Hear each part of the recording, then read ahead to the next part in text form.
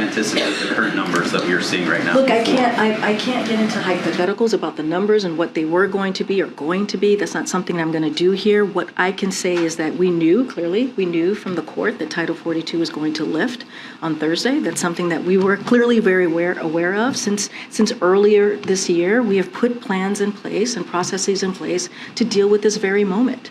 Even after nearly 2 years of preparation, we expect to see large numbers of encounters at our southern border in the days and weeks after May 11th. We are already seeing high numbers of encounters in certain sectors.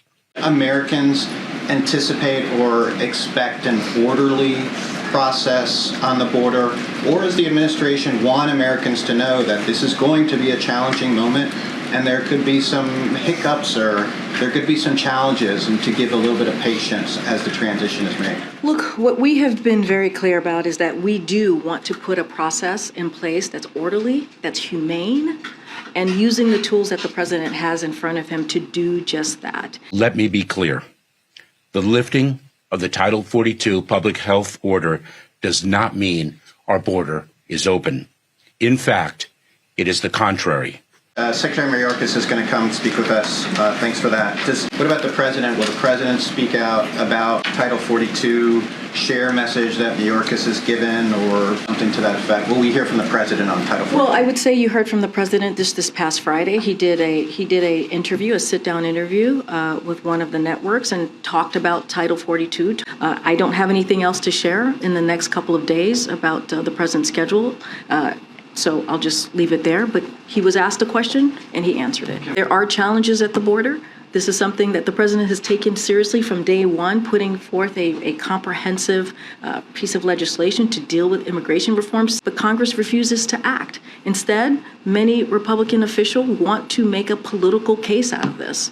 They're not looking to meet us at the table to actually deal with this issue. They want to turn this into a political stunt. Mr. Pedro, are you prepared to start releasing migrants into the U.S. without court dates and without a way to track them to reduce overcrowding? So when, like other administrations, when we release individuals, we release them on conditions.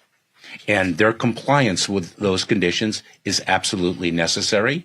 And if they fail to comply, we will seek to apprehend them and remove them.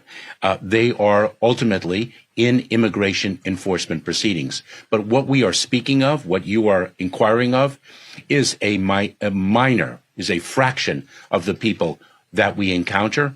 In fact, the vast majority will be addressed in our Border Patrol facilities and our ICE detention facilities. Do you still consider this a challenge and not a crisis? Do you still consider this now a crisis? I'm sorry? If you wanted to add anything else on regional processing centers, if not, we'll close remarks. Let me just answer Marcia's question. We've just seen some images from Texas showing Texas National Guard and DPS physically blocking migrants from climbing up the riverbanks and accessing U.S. soil. Does the department believe that that's a legal enforcement posture by the state of Texas? Nick, I'm going to leave it to our Department of Justice to speak to the lawfulness or lack thereof of those actions. So if cutting government spending would help reduce inflation faster, in this meeting today, is the president open to hearing other viewpoints?